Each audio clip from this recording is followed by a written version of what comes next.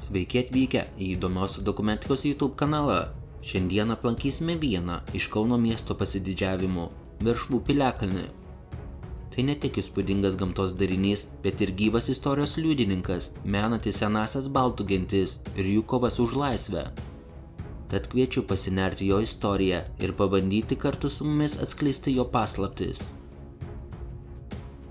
Veršvų piliakalnis iškilęs Nemuno upės dešiniojo kranto aukštumos kyšulyje, vos kelis kilometrus į vakarus nuo Kauno centro, mena buvusius gynybinius įtvirtinimus.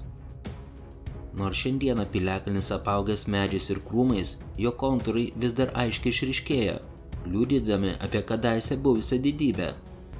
Veršvų piliakalnio istorija siekia gilią senovę.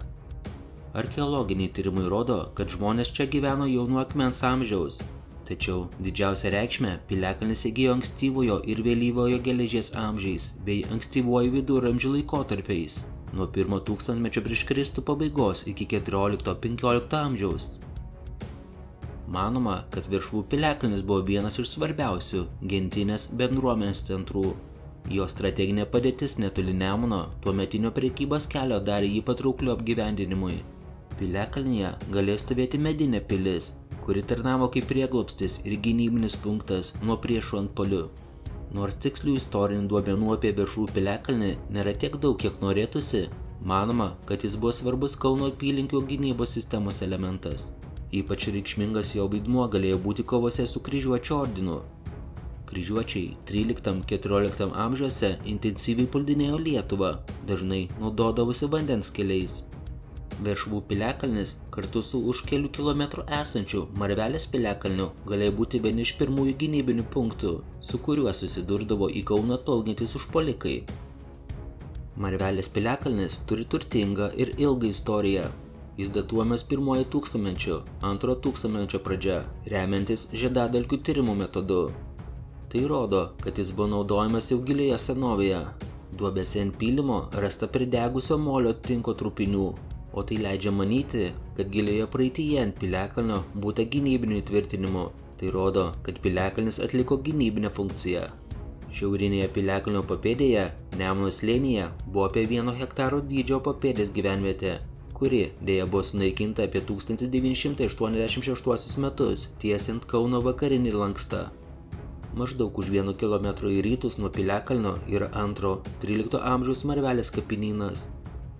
Šis kapinynas įsiskiria ne tik gausiais laidojimais, čia buvo rasta apie 1500 kapų, bet ir aukojimo židiniais bei arklių kapais. Tai didžiausias arklių kapinynas Lietuvoje. Manoma, kad čia buvo laidojami Marvelės piliakalnių kūrėjai ir gynėjai. Veršvų piliakalnis buvo ne tik gynybinis įtvirtinimas, jo papėdėje ir ant jo viršaus klestėjo ir gyvenvietė, kurioje šurmuliavo kasdieninis gyvenimas. Į šiaurę nuo piliakalnio buvo 1,5 hektaro dydžio gyvenvietė. Maždaug 1,5 metro gylio kultūrinėme sluoksnyje buvo aptikta pastatų liekanų, darbo įrankių, tokių kaip grandukai, gramštukai, peilių, galastuvų, girnų, kirvių, lygios, grublėtos ir žiestos keramikos dirbinių.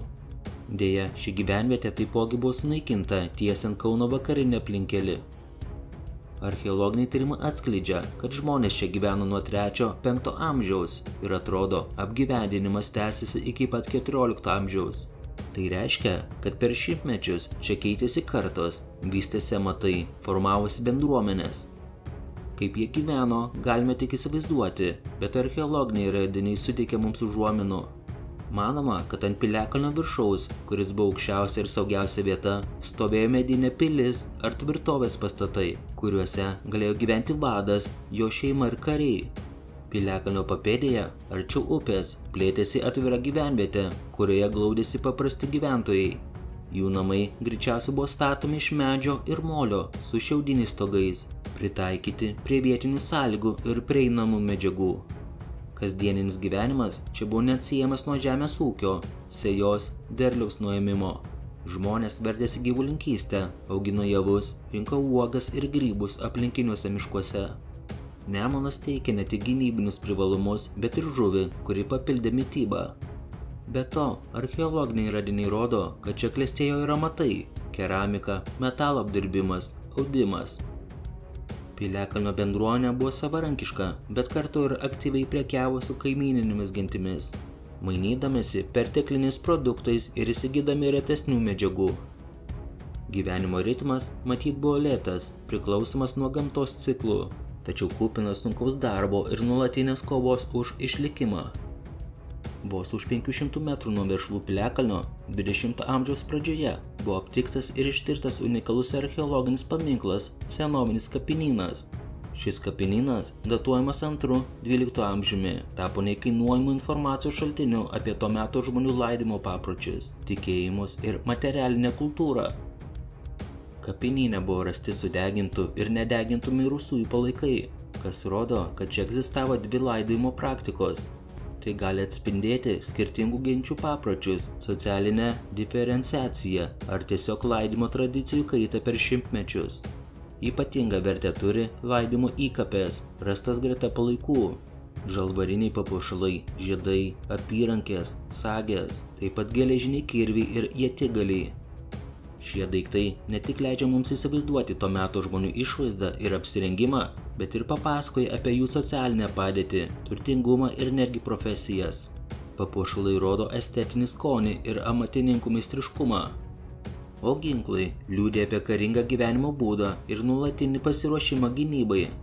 Kai kurie rasti daiktai galėjo būti atgabenti iš tolimų kraštų, kas liudija apie tuometinę prekybą ir kultūrinius ryšius. Kapinynas tai tarsi atversta knyga, leidžianti mus pažvelgti į 1000 metų senumo pasaulį, suprasti, kokie buvo to meto žmonės, kuo jie tikėjo ir kaip matė pasaulį po mirties. Veršvų piliakalnis yra daug daugiau nei tik žemės kalba, tai istorijos ir kultūros paminklas, kuris mums pasakoja apie Kauno ištakas, apie senovės gyventojų drąsą ir išradingumą, apie jų kasdienybę ir tikėjimą. Lankydami šią vietą galime ne tik grožėtis gamta, bet ir pajusti praeities dvelksmą. Įsivaizduoti čia kadaise klestėjusią gyvybę ir atiduoti pagarbą tiems, kurie kūrė mūsų krašto istoriją. Tikiuosi, kad šis pasakojimas buvo jums įdomus ir naudingas. Jei turite klausimų ar norite pasidalinti savo mintimis apie Veršvų piliakalnį, rašykite komentaruose. O dabar ačiū, kad žiūrėjote ir iki susitikimo kitame įdomiausio dokumentikos video apie senovės Lietuvos istoriją. Patinka įdomioji dokumentika ir norite daugiau kokybiško turinio, ne tik apie mūsų supantį pasaulį, bet ir apie Lietuvos istoriją? Prisidėkite prie turinio kokybės gerinimo, mus paremdami per Contribui platformą. Nuorodas rasite po kiekvieno video aprašymo. Taipogi galite prisidėti per YouTube ačiū funkciją, pasirinkdami paramos sumą. Jūsų palaikymas leistų mums tobulėti ir vystyti įvairiausių video projektus, tokius kaip Lietuvos miestų istorija. Pažinkime mūsų supantį pasaulį kartu su įdomiaja dokumentika.